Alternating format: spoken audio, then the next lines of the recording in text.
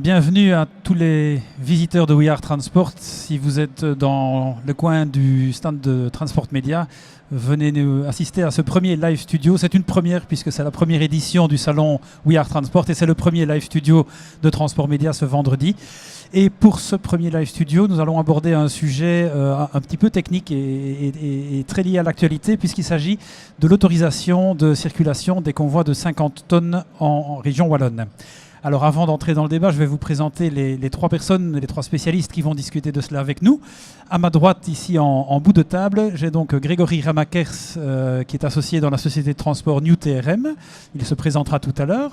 Immédiatement à ma droite, Innovando Solar qui est Sales Engineer chez MAN Truck and Bus Belgium. Et à ma gauche, Jean-Marie Becker, administrateur délégué de Logistics in Wallonia. Mais justement, Monsieur Becker, c'est à vous que je vais poser la première question. Résumez-nous très rapidement en quoi consiste cette mesure qui a été annoncée par le gouvernement wallon il y a quelques semaines. Donc c'est l'autorisation de pouvoir rouler à 50 tonnes en 6 essieux en région wallonne.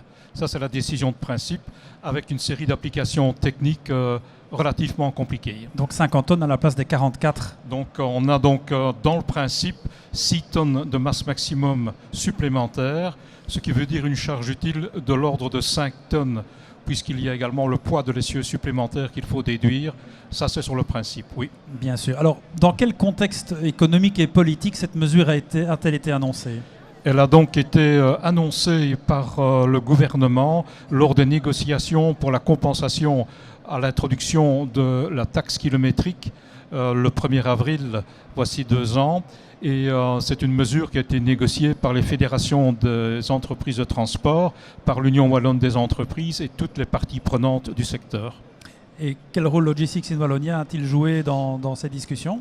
Il a joué le rôle d'abord de modifier la mesure qui avait été prise au départ, qui était annoncée à 48 tonnes pour rester à 50 tonnes comme nos collègues des Pays-Bas. Et d'autre part, d'essayer d'apporter des éclaircissements et notamment d'essayer de demander, ce qui n'a pas été le cas, de demander tout de même que les règles sont les mêmes en Wallonie qu'aux Pays-Bas. D'accord. Alors, on peut imaginer que pour des sociétés qui font du transport de vrac, 5 tonnes de charge utile en plus, c'est intéressant. Bon, on va directement demander à notre transporteur à l'autre bout de la table s'il trouve ça intéressant. Peut-être d'abord, M. Ramakers, présentez-nous rapidement New TRM. Donc, bonjour, nous sommes une société de transport dans le vrac, aussi bien en citerne qu'en benne. La loi des 50 tonnes est, oui, importante pour nous. Maintenant, il faut voir les conditions et surtout l'investissement qu'il y aura à la base. Alors, on parlera de l'investissement tout à l'heure avec IN, mais quel est votre rayon d'action ? Nous sommes aussi bien en Wallonie, dans tout le Benelux, Allemagne et la France. Donc ça veut dire que si vous avez une ligne entre la Belgique et l'Allemagne, cette mesure ne vous intéresse de toute façon pas ? Non. Si vous roulez entre votre site d'Andenne et les Pays-Bas, c'est une mesure qui peut vous intéresser ? Entre la Wallonie et les Pays-Bas, oui, ça pourrait nous intéresser, ou même rien qu'en Wallonie, parce qu'il y a assez bien de transport rien que dans la Wallonie. Et inter-Wallonie, évidemment. Maintenant, si vous allez de Wallonie en Pays-Bas, que vous allez par Maastricht, il y a 400 mètres d'autoroute flamande, on n'est pas trop sûr qu'on pourra passer. Hein. Voilà. Voilà, mais ça, bon, c'est un petit détail.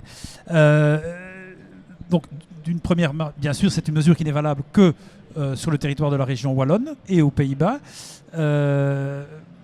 Mais ce n'est pas aussi simple que ça d'obtenir ces 50 tonnes de masse maximale admissible. Et je vais me tourner vers In. Donc, M. Becker l'a expliqué, 50 tonnes sur 6 essieux, donc il faut un tracteur 6.2 au lieu d'un tracteur 4.2. Oui, tout à fait. Mais c'est parce que la formule de pont, on a besoin de plus de mètres, parce qu'on a besoin, normalement pour le 44 tonnes, on a besoin d'une distance du premier essieu du tracteur du centre du tridème de la remorque. Normalement, on a besoin de 10 mètres. Mais maintenant, avec le 3 essieux du tracteur, on a besoin de 12 mètres 22. Donc, on a besoin de plus de distance, en fait. Alors, on va revenir sur cette fameuse formule pont, Oui. et on n'entrera pas trop dans les détails techniques parce que sinon, c'est moi qui ne pourrai pas suivre. Mais un tracteur 6x2, ça coûte plus cher qu'un tracteur 4x2. Oui. Quel est le surcoût moyen ? Plus ou moins, vous pouvez compter 15 000 euros, en fait, en plus. 15 000 euros en plus. Oui.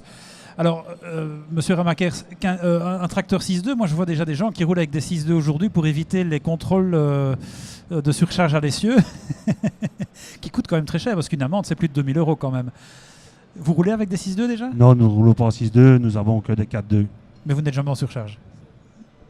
Non. Vous essayez de ne jamais être en surcharge. Donc, on a le coût du tracteur d'un côté, et puis on a ce qu'il y a derrière, on a la SMI. Donc, quel type de semis, alors ça peut être une benne si on transporte du vrac, mais quel type de semis faut-il mettre derrière un tracteur 6.2 pour pouvoir obtenir ces 50 tonnes de masse maximale admissible? La semi n'est pas vraiment d'une importance parce que c'est vraiment la distance. Ça peut être une benne, ça peut être une semi-remorque normale, mais c'est juste la distance qu'on a besoin vraiment pour l'obtenir les 50 tonnes. Donc pour le monsieur, c'est possible qu'il peut tracter avec une benne, mais la longueur c'est la plus importante, donc il doit vraiment investir aussi dans la benne. Et si monsieur avait un tracteur 6.2 et s'il utilisait ces bennes actuelles, il pourrait quand même transporter, enfin monter au-delà des 44 tonnes de MMA? Ben, si on comptait avec une semi-remorque normale, on peut tracter pour l'instant avec la formule, on peut tracter 46 tonnes. 46. Donc on manque encore 4 tonnes. Donc ça veut dire qu'il faut investir 15 000 € pour gagner 1,5 tonne de charge utile en plus. Ça vous parle ça ou pas du tout? Non, pas du tout. Non, c'est pas assez. C'est pas assez. L'investissement est trop colossal par rapport au nombre de tonnes transportées en plus. Oui. Je vais peut-être me retourner vers Jean-Marie Becker. Ça n'a pas l'air si facile que ça. Non, c'est tout simplement parce que, sur le fond, augmenter la compétitivité des entreprises de transport et des chargeurs est importante, et donc pouvoir transporter 6 tonnes supplémentaires, c'est important, tout comme pour les éco-combis où on est à 60 tonnes. Par contre, en matière technique, les règles applicables en Belgique et notamment en région wallonne, elles ne sont pas conformes à celles qui sont d'application dans d'autres pays européens comme les Pays-Bas. Et je ne comprends pas, et nous ne comprenons pas chez Logistics in Wallonia, que l'on n'applique pas simplement les mêmes règles techniques qu'il y a dans un pays où cela fonctionne depuis très longtemps, les Pays-Bas en l'occurrence. C'est vrai que la Belgique a un peu la réputation d'être très orthodoxe dans l'application de certaines règles européennes, parfois jusqu'à l'absurde. Hein. C'est un petit peu... Jusqu'à l'absurde. Maintenant, effectivement, vous avez posé la question relative à l'introduction de certains tracteurs 6x2 déjà maintenant pour les 44 tonnes en raison de l'application, de la vérification de la charge par essieu. Dans l'absolu, cette mesure est une bonne mesure pour la rentabilité des entreprises, mais à la condition qu'elles puissent effectivement transporter 5 tonnes minimum supplémentaires, sachant qu'il y a 1 tonne de poids de l'essieu, ça dépend forcément de la configuration, mais il faut revenir à des règles techniques simples et applicables, non seulement sur le territoire wallon, mais sur l'ensemble du marché du Benelux. Je vais me retourner vers notre spécialiste technique. La seule chose qu'il faut faire, c'est supprimer cette formule du pont.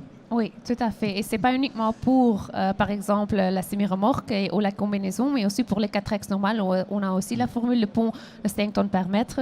Il faut aussi supprimer cette formule, en fait. Oui. C'est au niveau fédéral, ce n'est pas régionalisé, ça? C'est européenne, l'autre. C'est européen. Oui. Mais l'application, c'est au niveau fédéral, donc on pourrait peut-être commencer par travailler au niveau fédéral.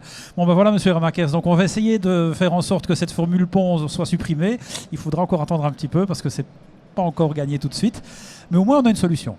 La mesure est bonne, il faut juste essayer d'améliorer un petit peu les conditions techniques dans lesquelles ça va se calculer, de manière à ce que les transporteurs et les chargeurs, puisqu'ils étaient aussi partie prenante dans ces discussions, pour qu'ils puissent véritablement en profiter. Ben voilà, ce sera la conclusion du premier live studio de ce salon We Are Transport. Rendez-vous dans 1 heure pour le numéro 2.